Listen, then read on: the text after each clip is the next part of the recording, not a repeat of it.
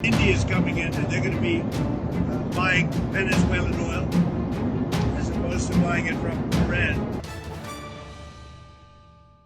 नमस्कार, आदाब, सत श्री अकाल, जय भीम, जोहार। मेरा नाम है नवीन कुमार। इस समय का सबसे बड़ा सवाल यह है कि भारत का प्रधानमंत्री कौन है? जेफरी एपस्टीन का दोस्त डोनाल्ड जे ट्रंप या जेफरी एपस्टीन के दोस्त नरेंद्र मोदी? जेफरी एपस्टीन को तो जानते ही होंगे, दुनिया के सबसे विशाल कोठे का दलाल, जो दुनिया के बड़े बड़े धन्ना सेठों, राजनेताओं, कारोबारियों, लेखकों, चिंतकों वगैरह वगैरह के आगे छोटी छोटी बच्चियों को बिस्तर पर पटक देता था। जेफरी एपस्टीन की फाइल में अपने महामानव का भी नाम आया है और बड़ी तफसील से आया। लोग जानना चाहते हैं कि क्या वो दुनिया के सबसे बड़े कोठे के सबसे क्रूर दलाल की सोहबत में सनातन का प्रचार कर रहे थे। अयोध्या वाले बोल रहे हैं राम राम, ऐसा काम। लेकिन भारत की पूरी मीडिया ने इस मुद्दे पर जुबान पर टेप चिपका ली है। क्या टीवी, क्या अखबार, क्या वैकल्पिक मीडिया। लेकिन इससे ज्यादा दारुण है विपक्ष का भी इस मुद्दे पर दुम दबा लेना। खैर, इस पर तफसील से हम लोग कभी बात करेंगे, लेकिन फिलहाल मुद्दा यह है कि भारत का प्रधानमंत्री कौन है? जेफरी एपस्टीन का दोस्त डोनाल्ड जे ट्रंप या जेफरी एपस्टीन के दोस्त नरेंद्र मोदी? भारत को कहां से चलाया जा रहा है? नई दिल्ली से या वॉशिंगटन डीसी से? कुछ घटनाएं ऐसी घटी हैं और घटती ही जा रही हैं जिसके बाद पूछना बनता है कि अगर भारत को ऐसे ही चलाया जाना है तो क्यों ना हम डोनाल्ड ट्रंप को ही भारत का प्रधानमंत्री घोषित कर दें। अखबारों में छपा है, भारत के प्रधानमंत्री डोनाल्ड जे ट्रंप ने बताया है कि भारत अब लैटिन अमेरिकी देश वेनेजुएला से तेल खरीदेगा। भारत पहले रूस से कच्चा तेल सस्ते दाम पर खरीद रहा था। यह बात अमेरिका को पसंद नहीं आ रही थी।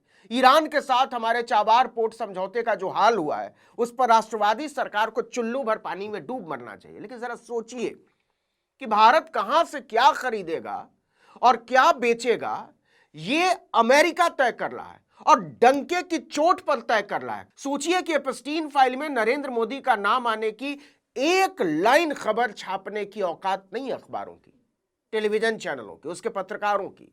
लेकिन वही अखबार, वही टीवी चैनल इस खबर को दरकिनार करने की भी औकात नहीं रखते कि ट्रंप ने बोला है भारत अब वेनेजुएला से तेल खरीदेगा।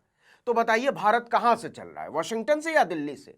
शायद अमेरिका को उसकी औकात बताने के लिए पीएम ट्रंप ने दुनिया के सामने वेनेजुएला के साथ भारत की डील का ऐलान कर दिया होगा।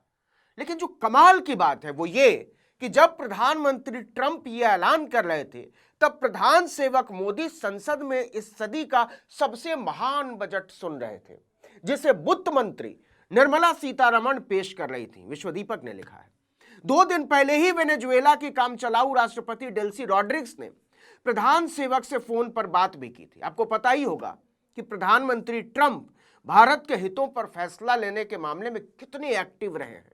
इससे पहले प्रधानमंत्री ट्रंप बता चुके हैं कि भारत ने कैसे ऑपरेशन सिंदूर के दौरान बिना किसी बाहरी दबाव में आए खुद ही युद्ध विराम का ऐलान कर दिया।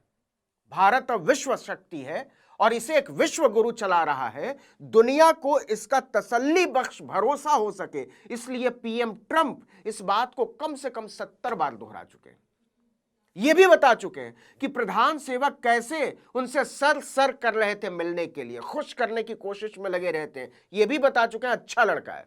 इसलिए पीएम ट्रंप ने आखिरकार दया दिखाई और कहा चल आजा, तू भी क्या याद करेगा, हम सेवकों का खास ध्यान रखते हैं। लेकिन यहां दिखा दिया कि सेवक सेवक होता है और प्रधान प्रधान। पीएम ट्रंप गले मिले प्रधान सेवक से, लेकिन स्वीट डिश खिला दी पाकिस्तान के वर्दी वाले गुंडे आसिम मुनीर को। याद रखना भक्तों, धुरंधर 2 में मुनिरवा को सबक सिखाना है, पटक पटक के पिटवाना इस्लामाबाद की सड़कों पर। अरे हाँ बाबा हाँ, इस्लामाबाद का सेट गुजरात में लगवा देंगे। क्या हुआ, यकीन नहीं हो रहा? यकीन तो हमको भी नहीं हो रहा कि ट्रंपवा प्रधान सेवक की कनपट्टी लाल किए हुए कहता है ईरान से बाहर निकल, जो हुकुम माई बाप। कहता है रूस से तेल खरीद बंद, जो हुकुम माई बाप। कहता है 100 साल की विदेश नीति को मारो लात और इजराइल को बनाओ अपना बाप, जो हुकुम माई बाप। अच्छा हाँ, इजराइल से याद आया, इजराइल को लेकर मोदी जी की मोहब्बत की कहानी सनातनी श्रद्धेय दिवंगत श्री जेफरी एपस्टीनानंद जी ने बताई। सीक्रेट फाइल में उन्होंने फरमाया है कि पीएम ट्रंपानंद स्वामी के कहने पर ही प्रधान सेवक 2017 में अचानक इजराइल चले गए थे, वहां नाच गाना भी करा है। यह भी लिखा है इससे हमारे भारतीय पीएम ट्रंप को फायदा भी हुआ।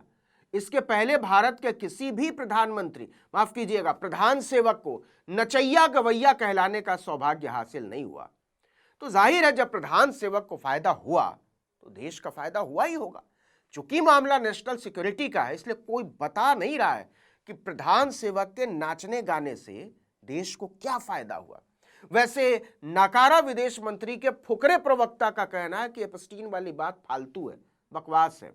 इन सब के बीच आंख से लाल लेजर मारकर दुश्मन को घायल करने वाले प्रधान सेवक के सलाहकार एस पराजय डम्फर, नहीं, एस जयशंकर बिल्कुल नहीं कहा मैंने, आपका कान बज रहा होगा।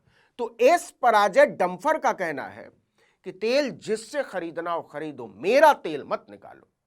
उनकी आवाज चली गई है, लगता कुछ बोल ही नहीं पाते। अब देखिए कि भारत रूस को छोड़कर वेनेजुएला से तेल खरीदेगा। पीएम ट्रंप के इस ऐलान के बाद भारत देश की राजधानी वॉशिंगटन में जश्न का माहौल है। हमारे पैसों से गरीब देश वेनेजुएला का उद्धार होगा, यह सोच सोचकर सनातनी जनता प्रसन्न है। और देखिए कितना अच्छा संयोग है कि इधर भारत का बजट पेश हुआ और उधर वेनेजुएला के उद्धार का ऐलान हुआ। टैक्स के बाद जो पैसा बचेगा जनता उसे तेल खरीदने में लगा देगी। गरीबी रेखा से नीचे जैसे तैसे गुजर बसर कर रहे दरिद्र नारायण मुकेश भाई अंबानी का थोड़ा भला हो जाएगा। वो तैयारी कर रहे हैं कि वेनेजुएला का तेल कैसे निकालना है। और सुनिए, उधर हमारे प्रधानमंत्री ट्रंपानंद जी ने तय किया कि वेनेजुएला से तेल खरीदना है, और इधर प्याज लहसुन न खाने वाली हमारी निर्मला ताई को कहा खबरदार, जो ईरान के चाबार पोर्ट को चवन्नी भी दी। प्रधान सेवक ने कहा जो हुकुम माई बाप, चवन्नी क्या, कन्नी नहीं देंगे। निर्मला ताई ने नहीं दिया तो नहीं दिया। डोलांड के फ्रेंड ने पूरी मासूमियत से पूछा, यार एक बात बताओ, ये चाबार पोर्ट है क्या भला? हमने तो कभी नाम भी नहीं सुना। खाने पीने की चीज है या एपस्टीन जैसी किसी गुप्त फाइल का कोई आइटम है? ट्रंपानंद ने कहा that's like a good boy. लेकिन इससे भी ज्यादा प्यारी बात यह हुई कि मीडिया ने इस खबर को पूरी तरह दबा दिया कि इस बार बजट में चाबार पोर्ट के लिए 1 रुपया भी नहीं दिया गया, अलॉट ही नहीं हुआ। पिछले साल 400 करोड़ अलॉट हुआ था, इसी डोलांड के दोस्त ने किया था। लेकिन कुछ दिन पहले ही खबर आई थी कि $120 मिलियन यानी तकरीबन 1100 करोड़ रुपए खर्च करके भी भारत चाबार से चुपके से भाग निकला। क्यों? डोलांड माई फ्रेंड के कहने पर। तब दाएं बाएं वाली दलीलें दी गई थी, लेकिन अब इस बात की पुष्टि हो चुकी है कि भारत ने यह प्रोजेक्ट ट्रंप के दबाव में आकर छोड़ दिया। भक्त मंडली साबित करने में जुटी है कि काम पूरा हो गया था, युद्ध होने की आशंका है, जान माल का नुकसान हो सकता था, इत्यादि इत्यादि इत्यादि इत्यादि, इसलिए पहले ही भाग निकलने में भलाई थी। कोई नहीं कह रहा कि भगोड़े हो, लेकिन सोच कर देखिए कितना शर्मनाक है कि भारत की विदेश नीति से जुड़े सारे अहम फैसले ट्रंप लेता है और डंके की चोट पर इसका खुला ऐलान करता है। तो क्यों न पूछे देश कि क्या भारत की संप्रभुता गिरवी रख दी गई है? भारत को किससे तेल खरीदना है या नहीं खरीदना है, फैसला ट्रंप करता है। भारत को पाकिस्तान से युद्ध लड़ना है या युद्ध विराम करना है, इसका ऐलान ट्रंप करता है। भारत को ईरान के साथ डील करना है या नहीं करना है, इसका फैसला भी ट्रंप ही करता है। भारत को रूस के साथ कैसा रिश्ता रखना है या नहीं रखना है, इसका फैसला भी ट्रंप करता है। तो जब सारे काम ट्रंप को ही करने हैं और हमें सिर्फ सुनना है, तो फिर मोदी जी, एस जयशंकर जी और निर्मला ताई का काम क्या है? इन लोगों को इस्तीफा देकर क्यों नहीं घर बैठ जाना चाहिए? जनता का पैसा क्यों बर्बाद करना है, क्यों लगानी है उसमें आग? जब भारत की संप्रभुता गिरवी रखी जा चुकी है, तो फिर लोकतंत्र की अम्मा और विश्व गुरु होने का ढोंग क्यों करना है? देखिए कि उनकी जीत के लिए हवन करने वाले, लंगोट उतारकर नाचने वाले, जन्मदिन पर पोस्टर पर केक लीपने वाले, सनातन के उद्धारकर्ता बताने वाले तमाम सनातनी राष्ट्रवादी रामजादे ऐसे ही नहीं गदगद हैं कि भारत के प्रधानमंत्री ट्रंप जैसा न कोई हुआ है न होगा। ट्रंप सचमुच इंसान नहीं, भगवान है। वो नॉन बायोलॉजिकल है। तो प्रेम से बोलिए स्वामी ट्रंपानंद महाराज की जय।